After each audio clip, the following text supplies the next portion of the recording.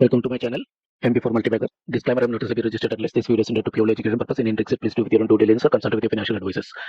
നമ്മൾ ലാസ്റ്റ് രണ്ട് വീഡിയോ നമ്മൾ സംസാരിച്ചത് സെമി കണ്ടക്ടർ മേഖലയിലുള്ള ഡിസൈൻ, അതുപോലെ തന്നെ ഫാബ് ഫൗണ്ടറീസ്, ഒറിജിനൽ ചിപ്പ് മാനുഫാക്ചറിങ്ങിനെ ബേസ് ചെയ്തിട്ടുള്ള ആദ്യത്തെ ഡിസൈനിൽ നമ്മൾ മോസ്റ്റിപ്പിനെ കുറിച്ച് സംസാരിച്ചു.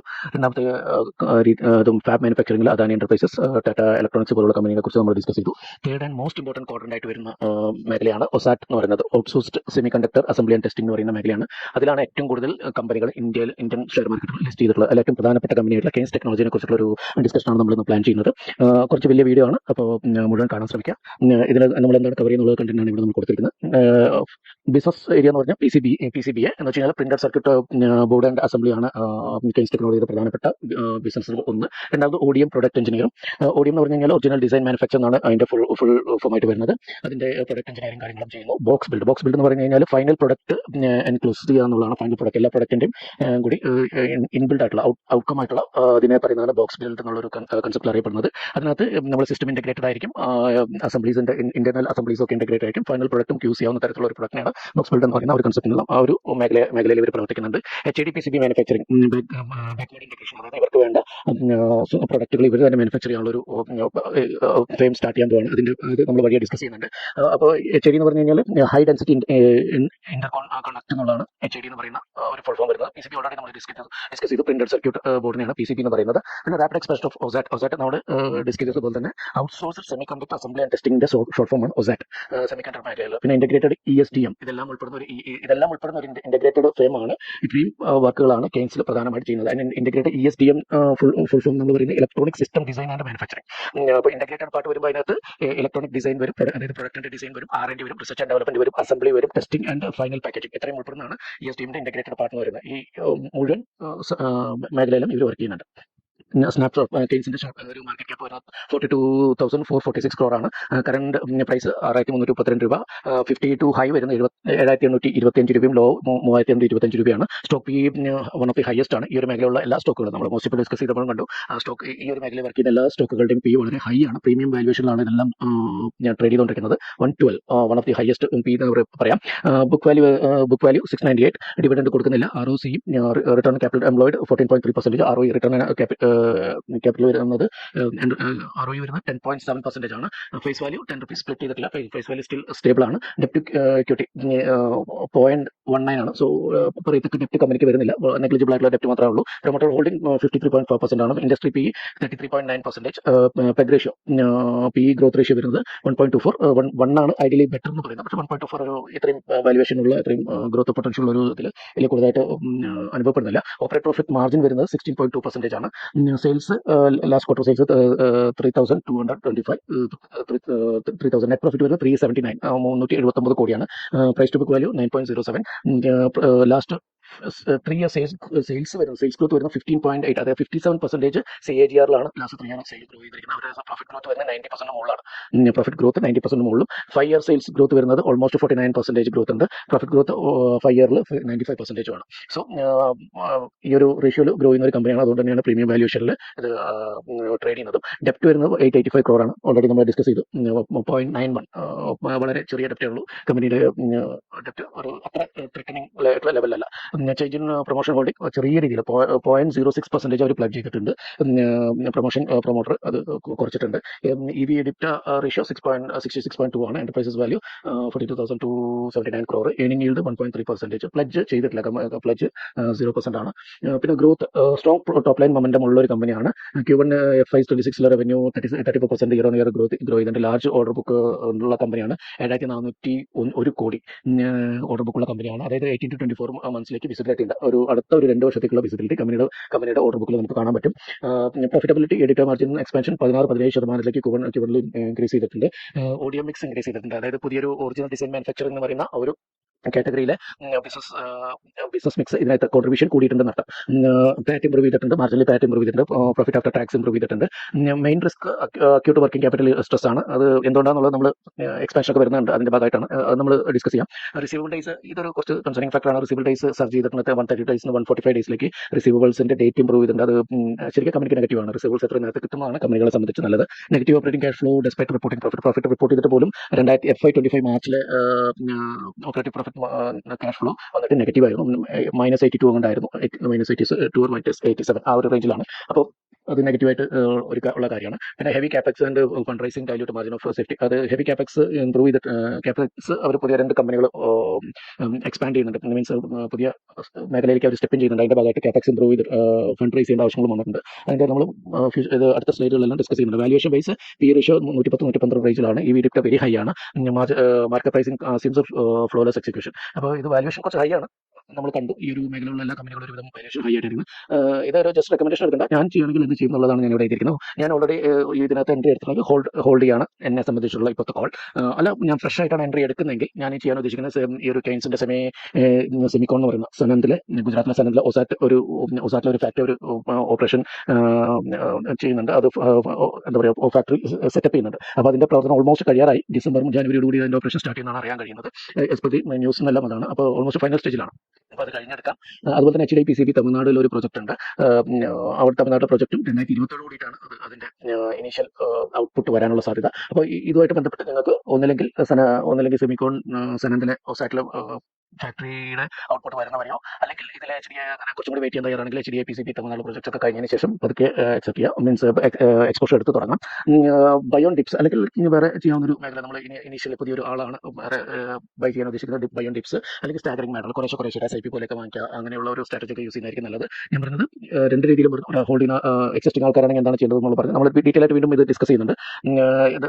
What company does strategic position എന്താണ്? End to end DSEM player ആണത്. നമ്മളത് എന്താണെന്ന് ഓൾറെഡി നമ്മൾ പറഞ്ഞു കഴിഞ്ഞു. ഡിസൈൻ, മാനുഫാക്ചർ, സിസ്റ്റം ഇന്റഗ്രേഷൻ എല്ലാം ഉൾപ്പെടുന്ന ഒരു എൻഡ് ടു എൻഡ് പ്ലെയർ ആണ് കെയ്ൻസ്. അത് സർവീസ് ഓട്ടോമേറ്റീവിലുണ്ട്, മെഡിക്കൽ ആൻഡ് IoT തിങ്സ്, മെഡിക്കലും അതുപോലെ തന്നെ ഇന്റർനെറ്റ് അതർ തിങ്സ് ആണ് IoT എന്ന് പറയാം. ഇൻഡസ്ട്രിയൽ EV ഉൾപ്പെടെയുള്ള ഇൻഡസ്ട്രിയൽ മേഖലയിൽ അവർ വർക്ക് ചെയ്യുന്നുണ്ട്. റെയിൽവേസിൽ, എയർസ്പേസിൽ വർക്ക് ചെയ്യുന്നുണ്ട്. സ്ട്രാറ്റജിക് പിന്നെ smart metres and industrial customers. Smart metres നമ്മുടെ പവർ ജനറേഷനിലൊക്കെ ആയിട്ടുള്ള അതുപോലെ ബന്ധപ്പെട്ടുള്ള സ്മാർട്ട് മീറ്റേഴ്സും വാട്ടർ അതോറിറ്റിയിൽ അങ്ങനെയുള്ള സ്മാർട്ട് മീറ്റേഴ്സ് കാര്യങ്ങളെല്ലാം ഒരുപാട് മേഖലയിലുള്ള സ്മാർട്ട് മീറ്റേഴ്സ് ആവശ്യം വരുന്നുണ്ട്. ആ ഒരു മേഖലയിൽ ഇവർ പ്രവർത്തിക്കുന്നുണ്ട്. Pursuing cross border and add sector expertise. ഇത്രയും മേഖലകളിൽ ഇത് വരുന്നുണ്ട്. Medical material development. ഇത് Q1 റിസൾട്ട് നമ്മൾ ഓൾറെഡി പ്രസന്റേഷൻ ട്രാൻസ്ക്രിപ്റ്റ് ഇതെല്ലാം ഡിസ്കസ് ചെയ്താണ്. Q2 റിസൾട്ടും നല്ലതായിരുന്നു. അപ്പോൾ നമ്മൾ ഒസാറ്റ് കാരണം ഫ്യൂച്ചർ എന്താണെന്നുള്ളതാണ് കൂടുതൽ ഇതിനെക്കുറിച്ച് ഡിസ്കഷനിലേക്ക് പോകുന്നത്. കാരണം ഒസാറ്റ്, സനന്ത്, റാംപ് ഇത് പ്രൊഡക്ഷൻ ഔട്ട്സോഴ്സിംഗ് സെമികണ്ടക്ടർ അസംബ്ലി ടെസ്റ്റിംഗിന്റെ സനന്ദിലെ ഗുജറാത്തിലെ പ്രൊഡക്ഷൻ ടാർഗറ്റ് 2025 Q4 കൂടിയിട്ട് ഡിസംബറോട് കൂടിയിട്ട് ഇതിന്റെ സാമ്പിൾ വാലിഡേഷൻ പ്രൊഡക്ഷൻ ഒക്കെ നടക്കും.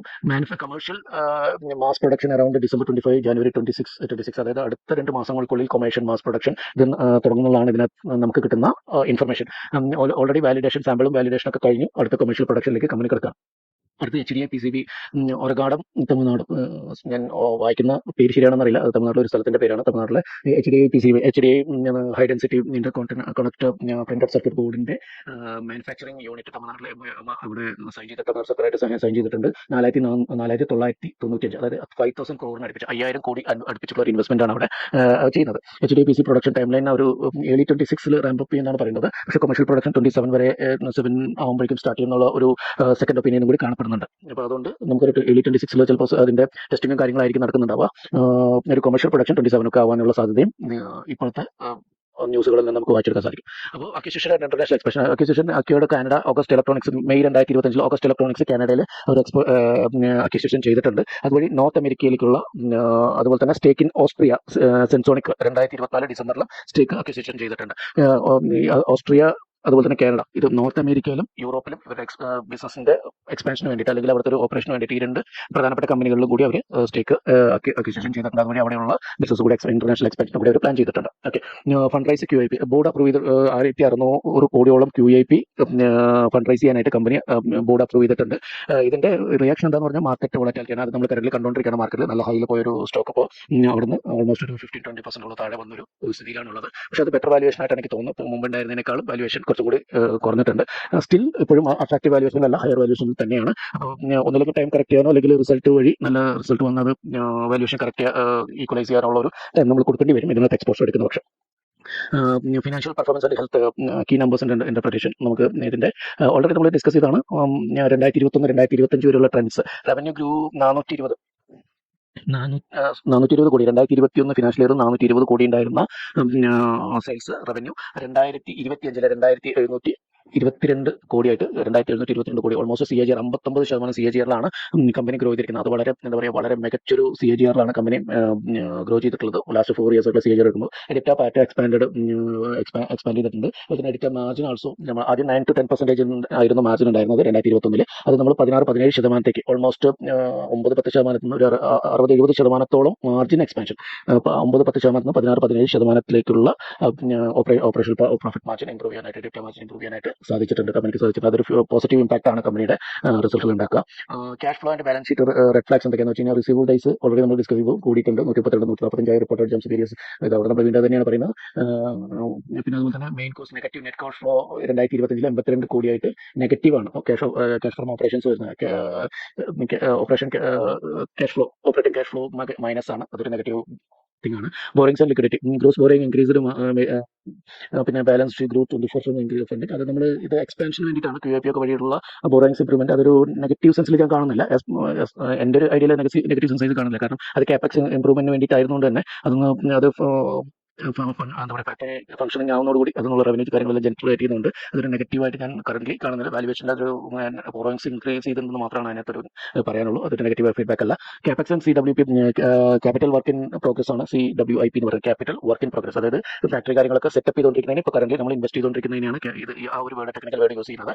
അപ്പോൾ CWIP and fixed assets expanded sharply HDI and OSAT capex. അതായത് നമ്മൾ ഈ പറഞ്ഞ തമിഴ്നാട്ടിലെ ഗുജറാത്ത് സനന്ദിലെ ഓസാറ്റ് ഫാക്ടറികൾ സെറ്റപ്പ് ചെയ്യുന്നതിന്റെ ഭാഗമായിട്ടുള്ള എക്സ്പാൻഷൻ ആണ്. ROC ഡിക്രീസ്ഡ് ഇൻ ഷോർട്ട് 16-17% നമ്മൾ പറഞ്ഞ കാര്യം ഒരു ഷോർട്ട് ടൈമിലേക്ക് 14-15%ത്തേക്ക് ചെറുതായിട്ടൊന്ന് കുറഞ്ഞിട്ടുണ്ട്.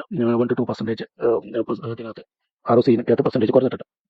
Order book and forward visibility order book 7401 crore രൂപയുടെ നമ്മുടെ ഓർഡർ ബുക്കുള്ള സിഗ്നിഫിക്കന്റ് മീഡിയം ടു റവന്യൂ. അത് 24 മാസം 18-24 മാസം വരെ നമുക്ക് വിസിബിലിറ്റി ഉണ്ട്. Execution of backlog is immediate operation test. അപ്പോൾ നമുക്ക് strategic project and impact timeline project impact എന്ന് പറഞ്ഞു കഴിഞ്ഞാൽ crucial to enter semiconductor value chain assembly and ടെസ്റ്റിംഗിലേക്ക് ഓസാറ്റ് സനാദിലേക്ക് നമ്മൾ ഇമ്മീഡിയറ്റ്ലി ഇതിന്റെ കമേഴ്ഷ്യൽ പ്രൊഡക്ഷൻ സ്റ്റാർട്ട് ചെയ്യാണ്. Margin accelerate and open agency revenues ഓൺലൈനായിട്ട് നമുക്ക് ഓപ്പറേഷൻ സ്റ്റാർട്ട് ചെയ്യാൻ പറ്റുകയാണെങ്കിൽ അത് മാർജിനിലും അതുപോലെ തന്നെ ഓപ്പറേറ്റിംഗ് പ്രോഫിറ്റ് മാർജിനിലൊക്കെ പോസിറ്റീവായിട്ടുള്ള ഇമ്പാക്ട് ആണ് ഉണ്ടാക്കാൻ സാധ്യതയുള്ളത്. പിന്നെ HDAPC തമിഴ്നാട്ടിലെ project impact large capex to secure high end PCB manufacturing local supply. Local സപ്ലൈക്ക് വേണ്ട നമുക്ക് ഓർഡർ എവിടെ സെക്യൂർ ചെയ്യാൻ പറ്റും. ഇത് നല്ല രീതിയിൽ ഫംഗ്ഷനിങ് സ്റ്റാർട്ട് ചെയ്യുന്നതോട് കൂടിയിട്ട് അതുകൊണ്ട് തന്നെ എക്സ്പെക്ടഡ് കോൺട്രിബ്യൂട്ടിംഗ് 20 ഇതാണ് നമ്മൾ പറയുന്നത്. ചില ഏർലി 26 ഇത് സ്റ്റാർട്ട് ചെയ്യുന്ന പറഞ്ഞാൽ പോലും നമുക്കൊരു അതിന്റെ ഒരു വിസിബിലിറ്റി കിട്ടാനായിട്ട് FY27 കൂടിയിട്ടാണ് കൃത്യമായിട്ടുള്ള ഒരു വിസിബിലിറ്റി നമുക്ക് കോൺട്രിബ്യൂഷൻ കമ്പനിയിലേക്ക് കിട്ടാൻ സാധ്യത എന്നാണ് പൊതുവെ നമുക്ക് മനസ്സിലാക്കാൻ സാധിക്കുന്നത്, നമുക്ക് വായിച്ചെടുക്കാൻ സാധിക്കുന്നത്. ഓക്കെ, അപ്പോൾ ഓഗസ്റ്റ് ഇലക്ട്രോണിക്സ് ആൻഡ് സെൻസോണിക് ബ്രൂഡിലുള്ള 2 കമ്പനികൾ അക്വയർ ചെയ്യുന്നതിന് ബന്ധപ്പെട്ടാണ്. Add vertical expert customer access in north America and Europe. North അമേരിക്കയിലെ നമുക്ക് ബിസിനസ്സും കസ്റ്റമേഴ്സിനും ആക്സസ് ചെയ്യാനായിട്ട് ഇവർ ത്രൂ അക്വിസിഷനിലൂടെ നമുക്ക് സാധിച്ചിട്ടുണ്ട്. Supporting diversification away from India dominated revenues. അപ്പോൾ നമുക്ക് ഇതുവഴി ഡൈവേഴ്സിഫിക്കേഷൻ കൂടി ജിയോഗ്രഫിക്കൽ ഡൈവേഴ്സിഫിക്കേഷൻ കൂടി സാധ്യമായിട്ടുണ്ട്. Valuation and market position valuation already നമ്മൾ ഡിസ്കസ് ചെയ്തു. ഹൈ ആണ്. Market cap 42,446 crore. EV to ratio 66 high ആണ്. പി റേഷ്യോ ഹൈ ആണ് 112. Steep premium relative industry pre വരുന്ന വെറും 34 ഉള്ളൂ. അതിന്റെ ഓൾമോസ്റ്റ് 3.5 ടൈംസ് നമുക്ക് വാല്യുവേഷൻ ഉണ്ട്. Price to book 9.07. Main risk എന്തൊക്കെയാണ് വരുന്നത്? വർക്കിംഗ് ക്യാപിറ്റലും കളക്ഷൻ ഫെയിലിയറും. ഇത് രണ്ടാണ് പ്രധാനപ്പെട്ട ഒരു റീസെന്റിൽ പാസ്റ്റ് അല്ലെങ്കിൽ കറന്റ് സിനാരിയോയിൽ നമുക്ക് കുറച്ച് റിസ്കി ഫാക്ടർ ആയിട്ടുള്ളത്. റിസീവബിൾ ഡേയ്സ് കൂടിയിട്ടുണ്ട്. പിന്നെ നെഗറ്റീവ് ഓപ്പറേറ്റ് ക്യാഷ് ഫ്ലോ ആണ്. ഈ 2 കാര്യങ്ങളാണ് പ്രധാനമായിട്ടുള്ളത്. Execution timing on OSAT HDB. ഇത് ഡിലേ ആയി കഴിഞ്ഞുള്ള പ്രശ്നം എന്താണെന്ന് പറഞ്ഞാൽ നമ്മൾ മാർജിൻ ആക്സലറേഷൻ പ്രതീക്ഷിക്കുന്നുണ്ട്. ROE റിക്കവറി, അതായത് ഇംപ്രൂവ്മെന്റ് പ്രതീക്ഷിക്കുന്നു. ഇത് രണ്ടും ഡിലേ വരികയാണെങ്കിൽ ഈ ഒരു എക്സിക്യൂഷൻ ഓപ്പറേഷനും ഡിലേ ആണെങ്കിൽ നമ്മൾ നെഗറ്റീവ് ഇമ്പാക്ട് ഉണ്ടാക്കാൻ സാധ്യതയുണ്ട്. പിന്നെ വേറൊരു നെഗറ്റീവ് കസ്റ്റമർ കോൺസെൻട്രേഷൻ ആണ്. ക്ലയന്റ് ടോപ്പ് 5 ക്ലയൻസ് ആണ് ഈ ഒരു കെയ്ൻസ് ടെക്നോളജിക്ക് 50% മോർ ദാൻ 50% അല്ല 50% കൂടുതൽ ടോപ്പ് 5 ക്ലയൻസ് ആണ് അവർക്ക് റവന്യൂ കോൺട്രിബ്യൂട്ട് ചെയ്യുന്നത്. അതൊരു റിസ്കി ഫാക്ടർ ആണ്. Execution slip risk premium multiple to sharp rerating. ഇതിലെന്തെങ്കിലും എക്സിക്യൂഷനിൽ എന്തെങ്കിലും ഡിലേ വരികയാണെങ്കിൽ കമ്പനി നല്ല രീതിയിൽ റീറേറ്റ് ചെയ്യാം. പ്രീമിയം ഇത്രയും ഹൈ പ്രീമിയത്തിൽ ട്രേഡ് ചെയ്യുന്നുണ്ട് തന്നെ അത് പ്രൈസ് റീറേറ്റ് ചെയ്യാനുള്ള സാധ്യതയുണ്ട്. അപ്പം മാക്രോ അതുപോലെ തന്നെ വേറൊരു നെഗറ്റീവ് ഫാക്ടർ വരാൻ സാധ്യത മാക്രോ അല്ലെങ്കിൽ സെക്ടർ റിലേറ്റഡ് സ്പെസിഫിക് റിസ്ക്സ് ആണ്. അത് നമ്മളായിട്ട് നേരിട്ട് കമ്പനിയായിട്ട് ബന്ധമില്ലെങ്കിലും ഈ ഒരു സെഗ്മെന്റിൽ വരുന്ന സ്ലോ ഡൗൺ അല്ലെങ്കിൽ സൈക്ലിക് നേച്ചറൊക്കെ കമ്പനിയെ ബാധിക്കുന്നത്. അതായത് ഓട്ടോ ഡിമാൻഡ് സൈക്ലിസിറ്റി, ഓട്ടോ ഫീൽഡിലുള്ള കാർ അതുപോലെ ബസ് വെഹിക്കിളുകൾ റിലേറ്റഡ് ആയിട്ടുള്ള ടു വീലർ അതുപോലെ ഉള്ള ഓട്ടോ റിലേറ്റഡ് ഡിമാൻഡ്സ് സൈക്ലിസിറ്റി നമുക്ക് അതുമായിട്ട് ബന്ധപ്പെട്ട മേഖലയിലുള്ള സൈക്ലിസിറ്റി ഈ ഒരു മേഖലയിലും സെമി കണ്ടക്ടർ മേഖലയിലും ഇതിനെ ബാധിക്കാൻ സാധ്യത. സെമി കണ്ടക്ടർ ഇറ്റ്സെൽഫ് അതേ സെമി കണ്ടക്ടറിന്റെ സൈക്കിൾ തന്നെ ഒരു ഇതാണ് സൈക്ലിക്കൽ നേച്ചറാണ്. അതും ഇത് വേറെ കൺസേൺ ആണ്. പിന്നെ സപ്ലൈ ചെയിനിൽ എന്തെങ്കിലും കൺസേൺ വരികയാണെങ്കിൽ നമുക്ക് ഇന്റേണൽ ആയിട്ട് നമ്മുടെ രാജ്യത്തിനകത്ത് നിന്നുള്ള സപ്ലൈ ചെയിൻ കൺസേൺ അല്ലെങ്കിൽ ഇന്റർനാഷണലി പല കാര്യങ്ങളുണ്ട്. ഇപ്പോൾ വാറുകൾ വരുന്നു, താരിഫ് വാറുകൾ വരുന്നു, മെറ്റീരിയൽ കിട്ടാത്ത റോ മെറ്റീരിയൽ കിട്ടാത്ത പ്രശ്നങ്ങൾ, അങ്ങനെയൊക്കെ വരുന്ന സപ്ലൈ ചെയിൻ ആയിട്ട് ബന്ധപ്പെട്ട കൺസേൺസ് ഒക്കെ ഇതിന് മൈക്രോ സെക്ടറിൽ വരുന്ന പ്രശ്നങ്ങളൊക്കെ തന്നെ ഈ കമ്പനിയെ ബാധിക്കും. അത് ഈ കമ്പനി മാത്രമല്ല ഇതുമായിട്ടുള്ള എല്ലാ കമ്പനികളും ബാധിക്കും. ഇൻവെസ്റ്റീസീസ് ബുൾ ആൻഡ് പിയർ കേസുകൾ, ഇപ്പോൾ ബുൾ കേസുകളാണെങ്കിൽ പോസിറ്റീവ് സിനാരി ആണെങ്കിൽ നമുക്ക് എന്തൊക്കെയാണ് പോസിറ്റീവായിട്ട് ഉള്ളതെന്ന് വെച്ച് കഴിഞ്ഞാൽ ലാർജ് ഓർഡർ ബുക്കാണ്, കൺവേർട്സ് ടു ഷെഡ്യൂൾ ടൈമിൽ നമുക്ക് അത് ചെയ്ത് കൊടുക്കാൻ പറ്റും. പിന്നെ സ്ട്രോങ് ക്യാഷ് ഫ്ലോ വരാൻ സാധ്യതയുണ്ട്. പിന്നെ ഔസായിട്ട് HDI facility ramp up on time, ഇത് ടൈമിൽ റാമ്പ് അപ്പ് ആണെങ്കിൽ റവന്യൂ അതുപോലെ തന്നെ ഓപ്പറേഷൻ പ്രോഫിറ്റ് ഒക്കെ കൂടാൻ സാധ്യതയുണ്ട്. മാർജിൻ എക്സ്പാൻഷൻ കൂടും. റിസീവബിൾസ് നോർമലൈസ് ചെയ്യും. റിസീവബിൾ കിട്ടാനുള്ള സംഖ്യകൾ പെട്ടെന്ന് തന്നെ കിട്ടാനുള്ള സാധ്യതകൾ കൂടും. ജസ്റ്റിഫിക്കേഷൻ ഓഫ് പ്രീമിയം മറ്റേ ഇപ്പോൾ ഇത്രയും ഹൈ പീരിയഡ് ട്രേഡ് ചെയ്തുകൊണ്ടിരിക്കുന്ന ഇതിനെ നമുക്ക് ജസ്റ്റിഫൈ ചെയ്യാനുള്ള രീതിയിലുള്ള ഒരു ഫണ്ടമെന്റൽസ് ഇംപ്രൂവ് ചെയ്യാൻ സാധ്യതയുണ്ട്. പിന്നെ ബെയർ കേസ് നെഗറ്റീവ് സിനാരിയോയിലാണെങ്കിൽ റിസീവേഴ്സ് റിമൈൻ ഇലവേറ്റഡ്, റിസീവർ കിട്ടാനുള്ള സാധ്യത കൂടി വരാനുള്ള സാധ്യത, അത് വീണ്ടും നെഗറ്റീവിലേക്ക് കമ്പനിയെ ബാധിക്കും. Slower margin improvement, margin improve ചെയ്യോ അല്ലെങ്കിൽ നെഗറ്റീവ് കുറയാനോ സാധ്യതയൊക്കെയുണ്ട്. പിന്നെ ഔസായിട്ട് HDI ഡിലേസ് ഒക്കെ കയറും. ഇത് ഈ ഒരു മേഖല മീൻസ് ഫംഗ്ഷനിങ് സ്ലോ ആണെങ്കിൽ ഓട്ടോമാറ്റിക്കലി നമ്മൾ നേരത്തെ പറഞ്ഞ പോലെ നെഗറ്റീവായിട്ട് ബാധിക്കും. ROCE വീക്ക് ആവും. അഡീഷണൽ ഫണ്ട് റൈസിംഗ് ഡൈലൂട്ടീവ് ടേംസ്, അപ്പോൾ വീണ്ടും ഫണ്ട് റൈസിന്റെ ആവശ്യകതയിലേക്ക് അങ്ങനെയൊക്കെ പോകാനുള്ള സാധ്യതകൾ വരും. കാരണം ഓപ്പറേഷൻസ് ഡിലേ ചെയ്യുമ്പോൾ വീണ്ടും ക്യാപിറ്റൽ വീണ്ടും ഇൻവെസ്റ്റ് ചെയ്യേണ്ടതായിട്ട് വരാം. അങ്ങനെ അത് പല രീതിയിലുള്ള ഫണ്ട് റൈസിംഗിനൊക്കെ ആവശ്യകതകൾ വരാം. പിന്നെ ഓട്ടോമാറ്റിക്കലി ഇതെല്ലാം വരുന്നത് കഴിയുമ്പോൾ D rating from high multiples, ഈ ഇത്രയും ഹൈ റേറ്റിൽ മൾട്ടിപ്ലൈ ചെയ്യുന്ന കമ്പനി വാല്യൂഷൻ സ്റ്റോക്ക് കറക്റ്റ് ചെയ്യാനുള്ള സാധ്യത വളരെ വളരെ കൂടുതലാണ് ബിയർ കേസിൽ. കോൺസെൻട്രേറ്റ് ഈ ഒരു ഓൾറെഡി നമ്മൾ ഡിസ്കസ് ചെയ്താണ്. നമ്മൾ എന്താണ് ചെയ്യുക, ഓൾറെഡി ഷെയർ ഹോൾഡേഴ്സ് ആണെങ്കിൽ ഹോൾഡ് ചെയ്യുക, 2 to 3 ക്വാർട്ടേഴ്സ് ഒന്ന് മോണിറ്റർ ചെയ്യുക. പ്രോസ്പെക്റ്റീവ് ബയേഴ്സ് ആണെങ്കിൽ അക്യുമുലേഷൻ വീക്ക്നെസ് ഒന്നോ മോർ റിക്വയർ, ഇതിലേതെങ്കിലും ഒന്ന് സംഭവിക്കുകയാണെങ്കിൽ ഒന്നോ അതിൽ കൂടുതലോ കാര്യങ്ങൾ സംഭവിക്കുകയാണെങ്കിൽ നിങ്ങൾക്ക് അതുപോലെ, അതായത് സെമിക്കോൺ സെനൻഡ് സെറ്റിൽ ഫാക്ടറി ഓപ്പൺ ചെയ്യുകയാണെങ്കിൽ അല്ലെങ്കിൽ HDPC ഇതുവരെ വെയിറ്റ് ചെയ്യുക. 2 പ്രോജക്റ്റ് ഓപ്പൺ വരെയോ ഏതെങ്കിലും ഒരു പ്രോജക്റ്റ് ഓപ്പൺ ചെയ്യുന്നവരെയോ നിങ്ങൾക്ക് വെയിറ്റ് ചെയ്യാം. അല്ലാത്ത പക്ഷേ ബയോൺ ഡിപ്പുകളിൽ സപ്പോർട്ട് ലെവലുകൾ നോക്കിയിട്ട് കുറേശ്ശെ വാങ്ങിക്കാൻ ശ്രമിക്കുക. സ്റ്റാഗറിംഗ് മാനറിൽ SIP മോഡൽ വാങ്ങിക്കാൻ ശ്രമിക്കുക. അതൊക്കെയാണ് അത് പുതിയ ബയേഴ്സ് നമുക്ക് സജസ്റ്റ് ചെയ്യാനുള്ളത്. പിന്നെ actionable monitor what to watch in filling ന്യൂസിൽ എന്തൊക്കെയാണ് ശ്രദ്ധിക്കേണ്ടത്, നമ്മൾ ക്വാർട്ടർലി റിസൾട്ട് നോക്കണം, കമ്പനിയുടെ അപ്ഡേറ്റ്സ് നോക്കണം. അതിൽ പ്രധാനമായിട്ട് ഓപ്പറേറ്റിംഗ് ക്യാഷ് ഫ്ലോ അത് ക്വാർട്ടർലി നോക്കണം. ട്രെയിലറിംഗ് 12 മന്ത് എന്ന് പറഞ്ഞു കഴിഞ്ഞാൽ ലാസ്റ്റ് 12 മന്ത്സിലെ ക്യാഷ് ഫ്ലോയുടെ സിനാരിയോ നോക്കണം. പിന്നെ CapEx expand, CWIP movement, CapEx expand ചെയ്ത് എങ്ങനെയായി, working capital work in progress അതിന്റെ മൂവ്മെന്റ് എങ്ങനെയാണ് എന്നുള്ളത് നോക്കണം. റിസീവബിൾ ഡേയ്സ് ഇംപ്രൂവ് ചെയ്തോ, കളക്ഷൻ ഇംപ്രൂവ് ചെയ്തോ എന്നൊക്കെ നോക്കണം. യൂസ് ഓഫ് QIP പ്രൊസീഡിംഗ്സ് പ്രകാരം കളക്ട് ചെയ്ത ക്യാഷ് അതിന് തന്നെയാണോ ഡിപ്ലോയ് ചെയ്ത് ടൈം ബൗണ്ട് ആയിട്ടാണോ ഡിപ്ലോയ് ചെയ്തെന്നുള്ള കാര്യങ്ങളൊക്കെ ഒന്ന് ശ്രദ്ധിക്കണം. പ്രോഗ്രസ് അപ്ഡേറ്റ്സ് ഒന്ന് സാധനത്തിൽ ഈ ഒരു പ്രൊജക്ടിന്റെ കാര്യങ്ങളൊന്ന് വാച്ച് ചെയ്യുക. ഓർഡർ ബുക്ക് മൂവ്മെന്റ്, അതുപോലെ തന്നെ ക്ലൈന്റ് ഡൈവേഴ്സിഫിക്കേഷൻ. ഇപ്പോൾ 5 കസ്റ്റമേഴ്സിനാണ് 50% കൂടുതൽ, അതിന് ക്ലൈന്റ് ഡൈവേഴ്സിഫിക്കേഷൻ, പുതിയ ഓർഡേഴ്സ്, പുതിയ ക്ലൈന്റ് നേരത്തെ കിട്ടുന്നുണ്ടോ എന്നുള്ള കാര്യങ്ങളൊക്കെ ചെക്ക് ചെയ്യുക. പുതിയ ഓർഡറുകൾ കിട്ടുന്നുണ്ടോ എന്നുള്ളത് ചെക്ക് ചെയ്യുക. അതൊക്കെ ഈ കമ്പനിയുടെ കീ മെട്രിക്സിൽ ബാധിക്കുന്ന കാര്യങ്ങളാണ്. പിന്നെ നമ്മൾ ഇതെന്താണ് എവിടെയാണ് ഇതെല്ലാം നോക്കിയെന്ന് പറഞ്ഞാൽ നമുക്ക് എന്താ പറയുക, എക്കണോമിക് ടൈംസ്, എന്താ പറയുക, ഇൻവെസ്റ്റർ പ്രസന്റർ, അങ്ങനെയുള്ള കാര്യങ്ങളൊക്കെ നമ്മളിത് എടുത്തിട്ടുണ്ട്. സ്ക്രീനർ എടുത്തിട്ടുണ്ട്, മണി കൺട്രോൾ, അങ്ങനെ പല സൈറ്റുകളും നമ്മൾ സോഴ്സ് ആയിട്ട് എടുത്തിട്ടുണ്ട്. Okay, thank you for watching. Keep supporting me.